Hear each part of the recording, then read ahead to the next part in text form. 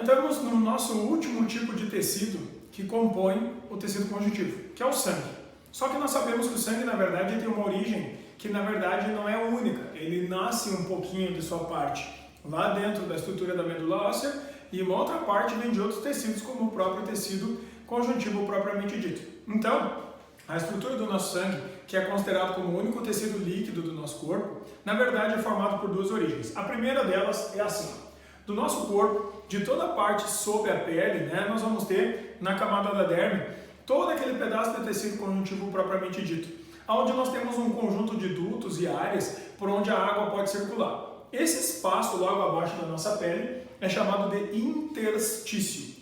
Dentro desse espaço a gente tem um líquido, um fluido chamado líquido intersticial. Na verdade, é parte do nosso líquido que está espalhado pela parte inteira da nossa pele e ajuda a transportar moléculas, sujeiras, água, sais minerais. E aí o teu corpo acha um caminho, acha um duto, acha um meio de transporte para usar o que for necessário e jogar fora aquilo que não prestar. Então, o que acaba acontecendo é que no primeiro ponto, na primeira parte de toda a tua pele, nós temos o recolhimento de toda essa água. Essa água do líquido intersticial é recolhida e é liberada para dentro do nosso sistema linfático, que é um sistema então periférico de dutos e canais que transportam líquidos. Então essa água, esse líquido que está vindo da substância fundamental amorfa, que é o líquido intersticial, ele entra no sistema linfático. Quando ele entra dentro desse sistema linfático, que é um sistema periférico, que também está espalhado pelo nosso organismo inteiro, a gente vai transportando essa substância. Dentro do sistema linfático, esse fluido passa a ser chamado de linfa. Esse líquido linfático agora, então, na verdade é composto basicamente de água, sais minerais, algumas excretas que o teu corpo possa ter fabricado e gases, oriundos de próprias atividades metabólicas como o gás carbônico. Então, essa linfa, ela é recolhida, vem vindo pelo teu corpo em direção à parte do tórax. E normalmente embaixo das axilas a gente tem a comunicação do nosso sistema linfático com o sistema circulatório. Então esse líquido linfático ele é empurrado para dentro do sistema circulatório. Quando entra dentro do sistema circulatório, esse líquido ele ganha mais alguns elementos. Então além daqueles que já existiam, que era água, sais, excretas e gases, entram vitaminas que vieram da tua alimentação, drogas que tu pode ter consumido, tipo remédio, qualquer coisa que não faça parte do teu corpo é considerado como uma droga. Aí entram essas drogas como medicação, nutrientes que vieram do teu próprio processo alimentar, hormônios que o teu corpo fabricou e tudo que tipo de coisa que tiver por ali. Ou seja, quando a gente tem aquilo que já vinha da linfa, mais essas outras coisas que foram agregadas ao sistema, nós passamos a chamar então este fluido que está vindo diretamente lá da pele, do recolhimento mais periférico, de plasma. Esse plasma é a porção líquida que tu vai ter dentro de toda a tua estrutura do sangue. Então o sangue, ele passa a ser sangue quando está dentro do sistema circulatório. Então, essa é a primeira fração, o primeiro pedaço que compõe o nosso sangue. A porção líquida que foi recolhida de todos os tecidos e trazida para dentro do sistema circulatório. Essa porção líquida, que nós vamos ter para distribuir as coisas e diluir todo esse monte de coisas aqui, corresponde a aproximadamente 55 até 60% do volume do teu sangue. Então, se tu pegar o teu sangue lá e fracionar ele, mais ou menos de 55 a 60% é líquido com todas essas coisas dentro. Esse líquido, basicamente, é água com essas coisas misturadas e diluídas. Aí, nós temos uma segunda parte. A segunda parcela é aquela que vem diretamente lá de dentro dos ossos. Então, lá do tecido ósseo, nós devemos lembrar que dentro dos ossos existe uma estrutura chamada medula óssea. Dentro da medula óssea, nós temos células-tronco. Essas células-tronco são capazes de se transformar em alguns grupos celulares. Então, dentro dessa célula-tronco, na medula óssea, nós temos uma célula-mãe que dá origem para uma célula mieloide. Essa célula mieloide, ela origina uma célula chamada megacariócito. Esse megacariócito se fragmenta, originando o primeiro grupo de células, chamadas plaquetas ou trombócitos. As plaquetas, falando genericamente, vão ter um papel específico de fazer coagulação. Aí, segundo pedaço.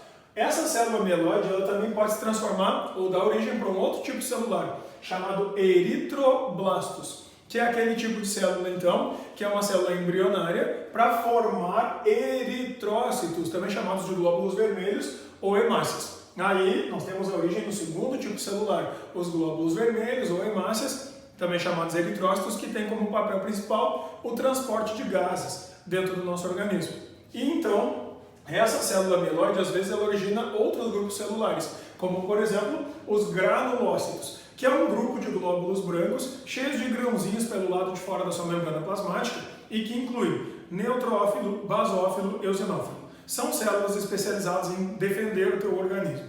Só que, lá de dentro da medula óssea, a gente também pode ter a formação de um outro tipo de linhagem celular a partir daquela célula-mãe embrionária original, que são as células linfóides, que vão formar um segundo grupo de leucócitos, um segundo grupo de glóbulos brancos, que são os agranulócitos, especialmente os monócitos e os linfócitos. Esses são responsáveis também por parte do nosso processo de defesa. Então, o que acaba acontecendo aqui de dentro da medula óssea vão sair células que originam plaquetas, que originam hemácias e que originam glóbulos brancos. Quando a gente fala de todas essas estruturas, é tudo célula, então agora tu tem partes ou elementos sólidos. Por isso, esse conjunto de plaqueta, hemácia e glóbulos brancos vai ser a parte chamada de elementos figurados do sangue. Esses elementos figurados representam a porção sólida, ou seja, os elementos celulares. E aí, então, esses elementos celulares, eles podem ser chamados genericamente o conjunto de hematócrito. O volume de hematócrito, ou percentual de hematócrito que a gente vai ter no nosso sangue normal, vai variar de 40% a 45%, às vezes um pouquinho mais. Em condições onde a pessoa pode viver de forma insalubre, tipo gente que trabalha dentro do hospital, pode ter o hematócrito um pouquinho mais elevado, significando que as células de defesa estão um pouquinho em maior quantidade. Então, quando a gente tem todas essas células que são fabricadas dentro da medula óssea e elas são direcionadas para dentro do sistema circulatório, aí a gente passa a compor a estrutura do sangue, formada por plasma mais elementos figurados. Então, na verdade, o nosso sangue ele é um composto de dois conjuntos, o conjunto líquido e o conjunto sólido. Então, se a gente for ver, né, o valor estimado aqui de aproximadamente 60% de parte líquida e 40% de porção sólida. Então, considerando todas as estruturas que nós podemos encontrar dentro do nosso sangue, sejam as que estão diluídas no plasma ou aquelas que correspondem às funções celulares, a gente tem como papéis principais desempenhados pelo sangue como um todo, que são, primeira função, transporte de substâncias. Ou as substâncias serão transportadas pelo plasma, aí entra toda essa lista de coisas aqui, ou transporte de gases feito pelas hemácias, gás carbônico e oxigênio. Segundo, a gente pode ter ainda a função de defesa, que está relacionada aos leucócitos ou glóbulos brancos, que podem ser agranulócitos ou granulócitos, então papel de defesa. Terceiro tipo de papel, terceiro tipo de atividade, a coagulação, que é quando a gente tem o rompimento de um vaso sanguíneo, começa a escoar o sangue e aí alguém vai ter que ir lá fechar o buraco. Quem vai fazer isso aí são as plaquetas. Então o nosso organismo, através do sangue, graças a esses tipos todos de funções e papéis, ele pode levar para tudo que é lugar e recolher de tudo que é tipo de lugar todas as moléculas disponíveis. Então, se tem alguma coisa que presta ou se tem alguma coisa que não presta no teu corpo, sai do sangue. Por isso, se eu fizer um exame de sangue e fizer um hemograma completo, que significa fazer um escaneamento de tudo que eu encontro no meu sangue, eu posso identificar uma doença numa pessoa. Então, em geral, o hemograma completo é o primeiro exame que você pede para tentar identificar alguma doença em algum paciente, porque a partir dali tu pode mais ou menos assim entender o que está errado, se o volume de sais está errado, se a quantidade de excretas está acima ou abaixo, se a quantidade de gás oxigênio não está adequada, se tu tem pouca célula de coagulação, pouca de transporte, pouca de defesa, tudo isso é perceptível pelo nosso exame de sangue, pelo hemograma completo. Mas, suponhamos que o cara não quer tirar sangue. Dá para fazer isso de outra forma? Dá também, através do exame de urina. Porque, na verdade, a urina, ela é nada mais, nada menos do que uma filtragem de todas as coisas que estão no plasma. Aí tu tira parte da água do plasma com parte dessas substâncias. E o que não presta de células velhas de todos esses tipos também são mortos e também são eliminados via urina ou eventualmente via fezes. Então, pelo exame de urina e eventualmente pelo exame de fezes também pode-se identificar o que tu tinha dentro do teu organismo. O exame de urina é mais usual, então nesse caso, através do exame de urina, a gente tem uma fração, um fragmento, né, uma parcela pequena do sangue. Então se tu fizer um exame de urina e acusar que tem alguma anomalia, Tu já sabe que se tu for para o sangue dá para identificar isso mais fácil. Por isso que, em geral, os exames antidoping, que são aqueles que coletam e identificam drogas e outras substâncias no sangue, ele é feito basicamente com exame de urina, né? E aí, se os caras encontrarem algum tipo de substância química inadequada, que não deveria estar na urina daquele atleta, eles vão pedir uma contraprova, que aí sim vão fazer um exame de sangue para ver o que está acontecendo. Então, através do sangue a gente consegue identificar e transportar tudo que é tipo de molécula que possa passar pelo nosso corpo. Então vamos entender melhor como é que funciona cada uma dessas estruturas, como é que funciona cada um desses tipos de moléculas e para que cada um desses tipos de células serve. Então, falando mais especificamente de cada uma das partes, de cada uma das funções que nós temos no sangue, começamos pelo plasma. O plasma é responsável por fazer transporte de substâncias, tudo que é tipo de molécula que puder ser diluída, dissolvida ou carregada pelo plasma vai estar lá. Lembrem que esse transporte é todo bombeado pelo coração o tempo inteiro. Aí, distribui os nutrientes pelo corpo, então tu comeu, absorveu pelo sangue no intestino e começa a espalhar pelo corpo. Quem espalha é o plasma. Aí, a gente vai ter a distribuição de gases, saiu do sistema respiratório, saindo das células a partir do processo de respiração celular. Quem distribui isso é o plasma, CO2, O2 ou outros gases que saem do próprio processo metabólico. Ainda, distribuição de anticorpos. Cada vez que a gente tem a evasão de um antígeno, de um vírus, de uma bactéria, de um protozoário ou qualquer outra coisa, vai parar ou no tecido conjuntivo propriamente dito, e aí de lá a gente tenta destruir lá mesmo, ou então vai ser trazido para o sangue e nossos anticorpos vão caçar esse elemento estranho lá dentro. Então, também distribui os anticorpos. Além disso, distribuição de hormônios. Aí, nesse caso, é uma coisa bem importante. Por quê? Porque nós temos glândulas que fabricam hormônios em tudo que é lugar do corpo. No meio do cérebro, na garganta, no meio do abdômen. Então, nós temos vários lugares, né? Nos testículos dos ovários. Então, nesses lugares, lança para dentro do sangue que o sangue espalha. Então, nesse caso, a distribuição hormonal é muito importante. Por isso que quando a gente vai ao endocrinologista e ele tem que fazer, por exemplo, uma análise do que está acontecendo no teu corpo, se está normal, se não está, ele vai basicamente pedir um exame de sangue. A partir do exame de sangue ele identifica se há alguma anomalia.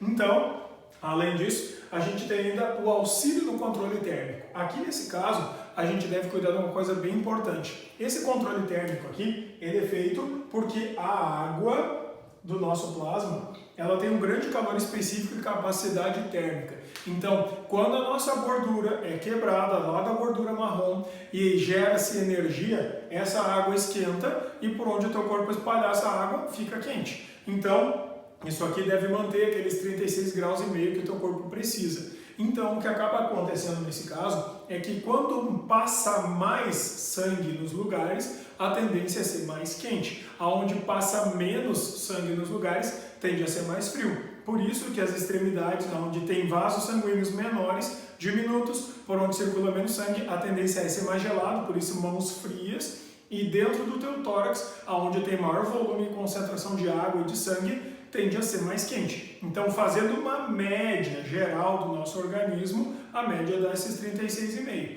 Agora, nas mãos a tendência é ser menor e no tórax, em geral, próximo ao tórax, a tendência é a temperatura ser um pouquinho mais elevada. Então, nesse caso, essa parte do plasma é responsável por essas atividades. Não dá para esquecer dessa questão do controle térmico.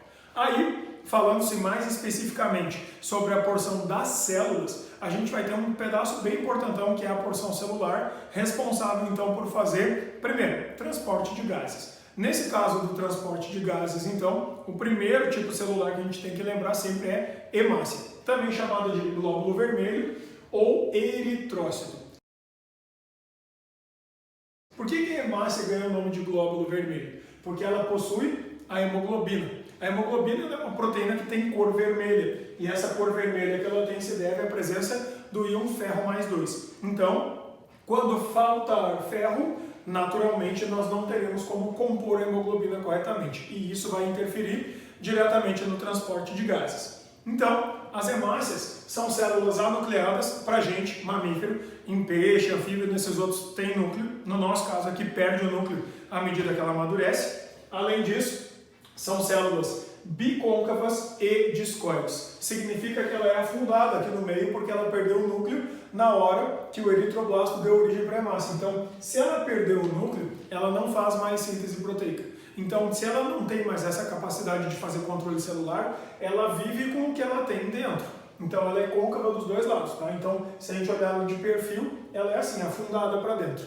Quando acontece isso, então, essa célula é redondinha assim, em forma de um disco, só que afundada para dentro, e vai ficar andando por dentro do teu sangue. Durante quanto tempo? Aproximadamente 120 dias desde o dia que ela é formada. Então, ela tem combustível para ficar funcionando ali durante aproximadamente 120 dias. Depois disso, como ela não tem mais controle genético, síntese de proteínas e tal, essa hemácia vai ser recolhida até o nosso fígado, vai ser decomposta dentro do fígado, vai ser morta, e aí entram outras hemácias no lugar para substituir. Então, lá do fígado, a decomposição da hemoglobina e das hemácias gera um produto chamado bilirrubina. Então, contando-se a bilirrubina do teu corpo, que pode estar no teu sangue, que pode estar na tua urina, que pode estar nas tuas fezes, dá para saber se está decompondo de mais ou de menos as hemácias. Então, dá para ter uma noção do funcionamento do fígado também.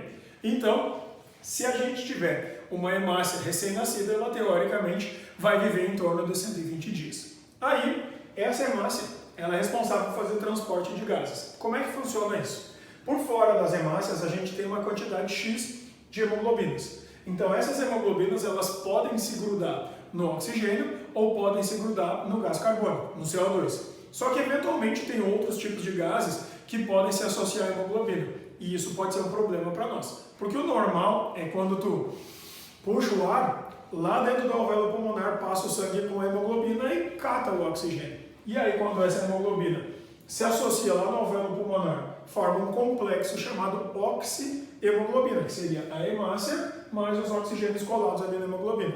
Esse complexo é um complexo instável. Ele não fica grudado para sempre. E é proposital que seja assim. Por quê? Porque a hora que o sangue passou ali e recolheu o oxigênio, se um tecido qualquer disser preciso do oxigênio, a hemoglobina, beleza, pega aí e entrega. Então a ideia é grudar fácil e desgrudar fácil. Por isso que esse complexo é instável. Então, dentro do alvéolo pulmonar, quando a gente passa o sangue por ali e recolhe esse oxigênio, a gente está formando um sangue rico em O2. Esse sangue rico em O2 se chama sangue arterial. A ideia de sangue arterial e venoso não tem a ver com por onde ele está andando, e sim que tipo de gás ele tem dentro dele. Então, sangue arterial, sangue rico em oxigênio, porque acabou de coletar o oxigênio. Só que aí, tu leva o oxigênio até lá no tecido, ele pega o oxigênio e devolve gás carbônico por causa da respiração celular. Quando acontece esse tipo de coisa, a respiração celular gera CO2, que também gruda na hemoglobina. Quando gruda na hemoglobina, forma-se um complexo chamado carbohemoglobina. Só que essa carbohemoglobina também é instável, porque daí o sangue vai trazer até o teu pulmão, lá no alvéolo pulmonar, e joga fora. E aí tem que ser instável também. Então, a hora que o sangue ficou rico em CO2 e não mais em O2, ele passa a ser chamado de sangue venoso. Quem coordena e entende quando tu tem que respirar mais ou menos para transformar um em outro é o teu cérebro. Normalmente é o bulbo que reconhece isso e vai fazer esse controle de respiração. Só que aí, nesse caso, a gente deve cuidar uma coisinha. A hemácia, ela é especializada em transportar oxigênio. Ela até pode levar CO2, mas em menor quantidade. O CO2, ele quase todo não anda com a hemoglobina. O CO2, normalmente, ele vai andar assim, ó, associado à água do plasma. Então, o que acaba acontecendo? Quando a gente junta o CO2 com a água do plasma, a gente pode formar dois compostos. Ou o íon bicarbonato ou o ácido carbônico. Quando acontecer isso aqui, esse ácido carbônico ou o íon bicarbonato identificam para o teu cérebro que se está formando demais, isso significa que tem CO2 demais dentro do sangue. Quando tem CO2 demais e forma muito ácido carbônico, o pH ele tende a cair. Então, quando o pH diminui no sangue demais, o teu cérebro entende, olha, estamos respirando pouco, então temos que acelerar a respiração para trocar mais gases e melhorar a quantidade de oxigênio. Então, é pelo volume de CO2 que baixa o pH. E aí, então, boa parte do CO2 anda assim, misturado na água do plasma, e não nas hemácias. Na hemácia é um caminho alternativo. Tipo assim, de 5 a 20% de todo o CO2 que o teu corpo tem, está andando junto com a hemoglobina. E o resto, os 80% a 95%, estão andando na forma de ácido carbônico ou íon bicarbonato, certo? Então, a enzima que vai fazer o controle disso aqui se chama anidrase carbônica. É ela que coordena essa atividade de montagem e desmontagem. Então, nós temos o terceiro composto. Esse terceiro composto é aquele composto que a gente não quer que ele se forme, que ele não deveria se formar dentro de nós. Quem é esse terceiro composto? É o CO, o monóxido de carbono. A gente já deve lembrar que o CO nem deveria estar dentro de nós. Ele só se forma quando tu está respirando mal. Significa o seguinte, que quando o CO está sendo formado dentro de ti, o que acaba acontecendo é que esse CO ele acaba grudando na hemoglobina no lugar do oxigênio do dióxido de carbono, do gás carbônico. E quando ele liga de forma estável. E aí o que acaba acontecendo é que se tu ligar monóxido de carbono na hemoglobina de forma estável, não desliga mais. Então, por exemplo, tu pode ligar aqui monóxido em todas essas hemoglobinas, tipo metade das que tem. Aí o que acontece? Se essa hemácia acabou de nascer e ela ainda tem 120 dias para viver, só que ela está transportando só a metade dos gases, porque a outra metade está inutilizada pela presença do CO, então durante 120 dias essa hemácia vai ficar funcionando pela metade, o que vai fazer com que essa hemácia perca metade da sua capacidade de transporte. Se isso acontecer com uma pessoa em todas as suas hemácias, ela perdeu metade da capacidade respiratória que ela tem. Se ela perder metade dessa capacidade, ela vai ter muita dificuldade para respirar e a probabilidade maior é que ela venha a morrer. Então, o que acaba acontecendo é que quando a gente está em lugares muito fechados, com pouca circulação de ar, se não tem nenhum ar-condicionado funcionando, a gente tem grandes probabilidades de começar a formar esse complexo, o que pode levar a gente à morte. Por isso que é legal que sempre uma sala tenha uma janela aberta, uma porta aberta, ou pelo menos um circulador de ar para garantir que a gente tem renovação desses gases dentro da sala. Quando acontecia antigamente das pessoas andarem de carro e dentro do carro pegar muita fumaça, por exemplo, do motor, as pessoas ficavam sonolentas e dormiam no volante por causa do excesso de CO e levava as pessoas à morte normalmente por causa de um acidente. Ou dentro de uma garagem apagava e morria ali porque os neurônios vão morrendo sem a presença do oxigênio, o que era um grande problema também. Então, o que acaba acontecendo é que esse CO nunca é legal para a gente, certo? A ideia é tentar evitar ele ao máximo com a maior circulação de gás possível. E então, quando a gente tem carências, nesse caso, ou das hemácias, ou então da hemoglobina, a gente vai ter um problema genérico chamado anemia. Então a anemia normalmente ela se dá, sem um quadro clínico, né, mostra a pessoa com palidez na pele. A pessoa vai ficar com a pele bem amarelada assim. O olho embaixo assim nunca fica vermelhinho, fica bem claro, ou às vezes até meio amarelo. Significa, está faltando hemácia, ou está faltando hemoglobina, ou às vezes está faltando os dois. Só que nesse caso, o problema da carência, ele pode ter a ver com a tua alimentação ou pode ser um problema genético. Então, o que acaba acontecendo é o seguinte, nas anemias, nós vamos ter como sintomas principais uma pessoa que vai ter fraqueza. Por que fraqueza? Porque se não está fazendo o processo de transporte de oxigênio corretamente, as mitocôndrias não estão recebendo oxigênio, não está fazendo respiração celular, não está gerando ATP, logo não gerando energia e fica fraco. Então, se dá fraqueza, tem dificuldade de fazer atividades comuns, como subir escada. A pessoa vai começar a ter dificuldades respiratórias, então começa a dar tontura porque falta oxigênio nos neurônios. A gente começa a ter desmaios por falta de oxigênio no neurônio. Começa a ter dores musculares porque o músculo começa a fermentar por causa justamente da falta de oxigênio. Então, tudo isso é sintoma de uma anemia. Só que essa anemia, ela pode ser uma anemia falciforme. Essa é um problema genético do tipo codominante, ou seja, a primeira lei de Mendel com codominância, sem a dominância, né? Não tem o mais forte e o mais fraco. Em geral, causado pelo alelo Szão. E aí, nesse caso, o que acaba acontecendo é que os indivíduos ficam com a hemácia torta, em forma de foice, assim. Significa que ela acaba perdendo a sua durabilidade de 120 dias, e se ela é torta, assim, ela também perde a capacidade de troca de gases. Então, ela é defeituosa, transporta menos gases. Então, nesse caso, não há o que fazer, porque é um problema genético da pessoa. A anemia falciforme é o primeiro tipo de problema, defeito na formação das hemácias. Segundo tipo, que a gente pode ter, que é a anemia ferropriva, que significa por privação de ferro na alimentação. Gente que come pouco feijão, gente que come pouca lentilha, gente que não come carne, gente que não toma cuidado para se alimentar com alimentos, com vegetais que contenham ferro. O que acaba acontecendo? Esse indivíduo começa a ter falta de ferro, portanto, falta de hemoglobina, significa que isso aqui não vai existir por fora. Se não tem isso aqui por fora, o transporte de oxigênio fica todo prejudicado. E então, a hemácia perde parte da sua cor vermelha, identificando um quadro anêmico. Aí dá todos os mesmos sintomas. Esse é o mais fácil, dá para corrigir comendo melhor, ou tomando suplementação vitamínica. Em qualquer situação dessas, funciona beleza. Aí, nós temos ainda um terceiro tipo de possibilidade para anemia, que é a anemia perniciosa, que é quando a gente tem problema de falta de vitamina B12.